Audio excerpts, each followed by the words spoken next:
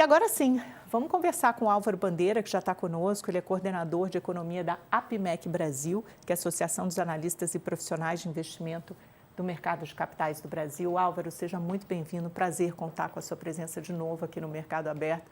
Vamos falar desse mau humor generalizado, dessa desconfiança, desse temor, desse receio do mercado, que está precificando uma eleição talvez ainda mais turbulenta e tumultuada do que esperava. Que preço a política vai fazer no mercado já esse ano, não é nem ano que vem, a gente já teve que antecipar, né? Como é que o mercado vê o lançamento da candidatura de Flávio Bolsonaro? Bom dia. Bom dia, Amanda. Bom dia quem nos ouve. Realmente, a política nos últimos anos, eu diria, tem feito bastante preço nos mercados. Muita confusão, muita incerteza, e esse ano de 2025 que está indo embora deixou muita incerteza, principalmente a partir de abril, com aquele plano de tarifação do Donald Trump, e 2026 se apresenta como de grande incerteza também, ano, como você disse, eleitoral. Aliás, uma boa apresentação do lado político você fez, eu estava aqui no BEC ouvindo, e ficou ótima essa apresentação, deu para esclarecer bastante, mas o lado político vai fazer preço ao longo do ano de 2026, certamente, e eu diria que no ano de 2027 ainda o lado econômico vai ficar um pouco mais complicado do que 2026. Então, vamos exemplificar isso. 2025, segundo semestre, foi um segundo semestre de desaceleração de todos os indicadores de tendência na economia brasileira.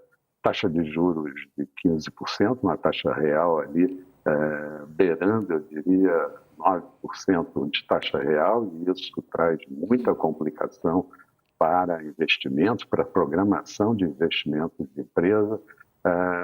Empresas endividadas, famílias endividadas, inadimplência aumentando, e um carregamento para o ano de 2026 diferente do que nós tivemos de 2024 para 2025, que foi um carregamento bastante positivo, e nós vamos ter certamente no primeiro trimestre, no primeiro semestre de 2026, um carregamento negativo, um carregamento menor, o que faz com que as previsões de PIB brasileiro, e não é só o PIB brasileiro, o PIB mundial também deve ter um crescimento mais fraco em 2026, mas o PIB brasileiro crescendo menos do que vai mostrar ao longo do ano de 2025, que deve ficar ali por volta de 2%, 2,1%, 2,2% de crescimento do PIB, e nós estamos trabalhando aí possivelmente com uma taxa para o ano de 2026 de 1,5%, a depender do que possa acontecer em termos do governo, por ser um ano de eleição, irrigar o mercado de recursos para que o consumo aumente e a gente chegue no final do ano com uma economia pretensamente mais sólida, mas os indicadores muito frágeis. Orçamento de 2026 com muita coisa fora do arcabouço fiscal, o déficit nominal brasileiro muito elevado, a relação dívida-PIB do Brasil beirando ali quase os 80%, 78,6%, mas, segundo o FMI, já nos 90%, porque ele considera os títulos encarteirados pelo Banco Central como sendo dívida. Então, e crescente, eu diria, e isso vai fazer com que a dívida possa, segundo o FMI, atingir 100% do PIB lá pelo ano 2030. Então, o próximo... Oi? Não, deixa eu interromper um minutinho, que eu estou quase indo para casa. Você colocou tantos ingredientes aí sobre a mesa, parece que o ano que vem decididamente vai ser pior do que esse. Você trouxe ingredientes tanto de fundamentos, né, quer dizer, da economia em si, um crescimento menor, uma taxa de juros, tudo bem, a gente vai começar a ver reduzir ano que vem, mas ainda muito alta, a gente pode imaginar uma taxa de inadimplência maior, uma dificuldade maior para crescer e, além de tudo, todo esse ruído político. Colocado tudo isso sobre a mesa, então você está dizendo que ano que vem, no frigir dos ovos, será pior do que esse? E quando a gente olha para a Bolsa, que chegou aos 165 mil pontos, Você acha que os investidores vão começar a rever essa perspectiva se a gente aliar fundamentos a toda essa balbúrdia mesmo política? Porque você tem uma grande conflagração na direita. Enquanto esse campo não se resolver e está cada vez mais fragmentado, dificilmente você vai conseguir clarear o horizonte. A gente sabe que tudo que o mercado não gosta é de imprevisibilidade. Pois é, eu estava traçando um cenário muito complicado para 2026 e 2027, mas se a gente olhar para o mercado especificamente, eu diria que os múltiplos brasileiros ainda são bastante atraentes. Se a gente considerar não só os mercados emergentes e a liquidez e o tamanho do mercado brasileiro meio incomparável para o lado positivo com os países emergentes, mas principalmente com o que a gente tem de indicadores, com o que a gente tem de preços relativos no mercado americano e alguns mercados da Europa. Então, ainda seria possível nós termos um fluxo de recursos positivos para o Brasil em função da queda na taxa de juros no mundo, que é o que está acontecendo e deve continuar a acontecer, e também a queda da taxa de juros por aqui. Então, o fluxo de recursos para o mercado acionário pode ser bem mais positivo do que nós tivemos em 2025. E isso explica o comportamento da Bolsa ter batido lá perto dos 165 mil pontos e também pode explicar um mercado ainda bom no ano de 2026. Algumas previsões que já começam a rodar no mercado de o índice Bovespa vai chegar a 180 mil pontos ao longo do ano de 2026. Então, para o mercado, uma postura um pouco diferente da economia, desde que as incertezas se reduzam, os tarifaços se reduzam também, ou sejam suprimidos, e que nós possamos ter um pouco mais de tranquilidade. Como nós vamos ter uma eleição em 2026, depois de junho, julho, esquece, porque nada mais acontece nesse país a não ser pesquisas, a não ser posicionamento, e isso tudo vai certamente gerar muita incerteza e um programa de governo que seria o fator que poderia acalmar, muito conflitado entre direita e esquerda, e isso é o que tem acontecido nas últimas eleições. É isso, Álvaro. Se a gente puder falar sobre um caso específico, né, que também é bastante rumoroso, tem gerado muito debate, dos Correios. Correios, eles precisam de um aporte aí mais ou menos de 6 bilhões de reais até o final do ano. O ministro Haddad falou ontem, na saída de encontro, aliás, na casa de Hugo Mota, com Davi Alcolumbre e com a ministra Gleisi Hoffmann, que não vai chegar a esse valor, não será um aporte de 6 bilhões, mas provavelmente alguma coisa será, porque o Correios tentou um financiamento no mercado, mas a taxa de juros foi tão extorsiva, coisa de 130%, 135% do CDI, que se tornou algo inviável. Como é que você vê o caso específico dos Correios? O Haddad falou que esse aporte vai sair mediante um plano de reestruturação. Você vê alguma saída plausível, algum plano de reestruturação que possa funcionar ou vai continuar sendo uma pedra no sapato do governo?